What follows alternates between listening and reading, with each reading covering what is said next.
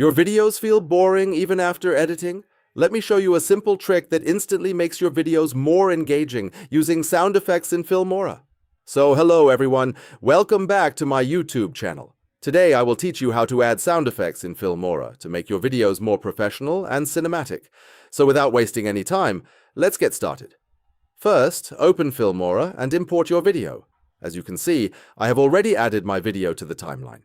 Now, to add a sound effect properly, you need a scene change. So place your cursor where your scene changes and make a cut. After that, go to the audio section. Click on Sound Effects, and here you will find many options like clicks, whoosh sounds, transition effects, and more. For this tutorial, I will use a sound effect called Filmora Scene Change 0.2. First, download it and listen to the preview. Now drag and place the sound effect exactly where your scene changes. Adjust it properly so it matches perfectly with the cut.